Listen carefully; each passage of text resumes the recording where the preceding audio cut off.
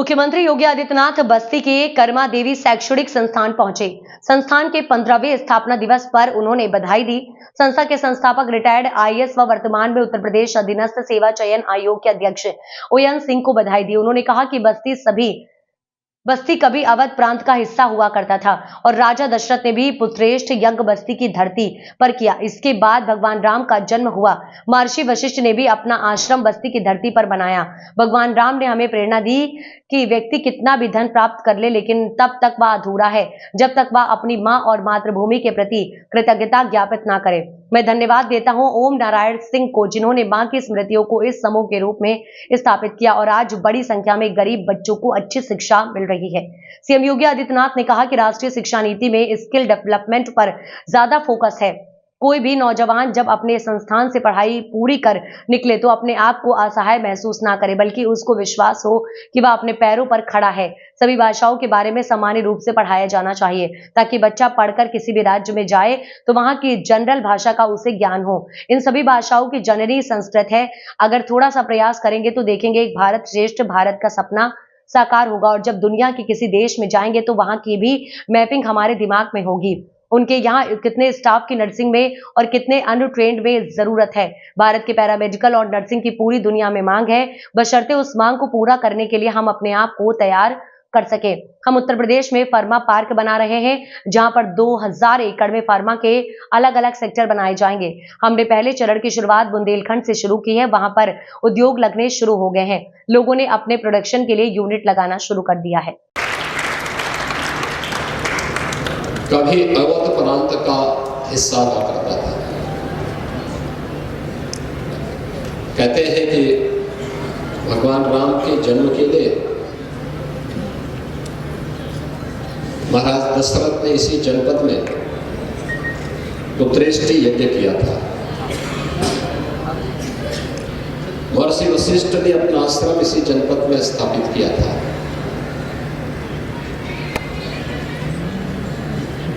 और यह भगवान राम के जन्म के हेतु का कारण भूमि है। तो स्वाभाविक रूप से जो प्रेरणा प्रभु श्री राम ने हम सबको दी कि व्यक्ति कितना भी बड़ा क्यों न हो जाए, कितना भी वह यश प्राप्त कर ले, धन धान्य से परिपूर्ण हो जाए, लेकिन तब तक वह अधूरा है जब वह तब तक अपनी मां के प्रति और अपनी मातृभूमि के प्रति कृतज्ञता ज्ञापित नहीं कर। और मैं सचमुच इस बात के लिए धन्यवाद दूंगा श्री ओम नारायण सिंह जी को और उनके बड़े भाई जो आज नहीं है, एक आईएएस अधिकारी के रूप में एक शानदार कैरियर के साथ जो आगे बढ़ रहे थे, श्री देवमंगल सिंह जी की स्मृतियों को, श्रीमती सरोज सिंह जी की स्मृतियों को, जिन्होंने शिवैन सिंह जी के साथ, श्रीमती नीता सिंह जी के साथ मिलकर के अपनी मां की स्मृतियों को यहाँ पर जीवित रखा, जीवंत बनाया। तो मां की स्मृतियों को इस समूह के रूप में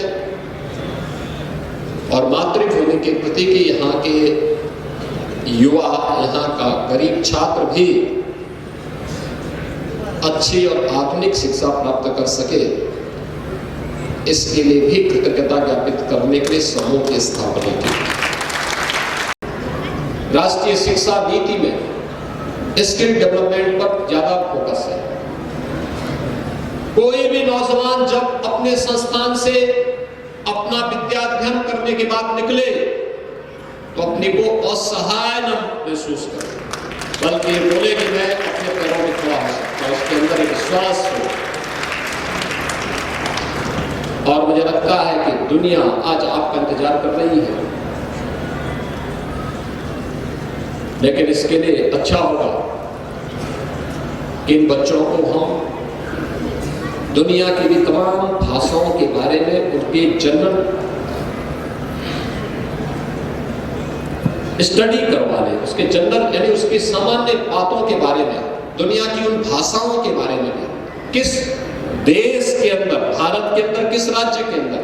भाई आप अगर महाराष्ट्र में जा रहे हैं, महाराष्ट्र में थोड़ा मराठी भी बोलना आपको आ जाए, सीखने में क्या होगा।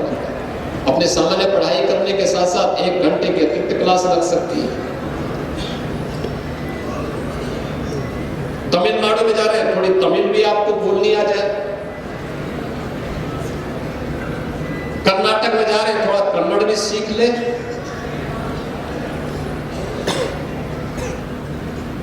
बंगाल में जा रहे हैं, थोड़ा बंगाली भी बोलना सीख ले। भारत की जितनी भी भाषाएं हैं, भारत की एकता की प्रतीक है और ये सभी की जननी देववाणी संस्कृत है। थोड़ा भी हम प्रयास करेंगे तो आप देखेंगे कि एक भारत श्रेष्ठ भारत का प्रतीक संस्थान बन सकता है। या दुनिया के किसी देश में जाना चाहते हैं तो दुनिया के उन देशों की भी नैतिक हमारे पास हो, क्या स्थिति है वहां की, कितना उनको नर्सिंग चाहिए, नर्सिंग का कितना स्टाफ चाहिए, एक समूह बना करके और वहां का लैंग्वेज की जानकारी पहले से ही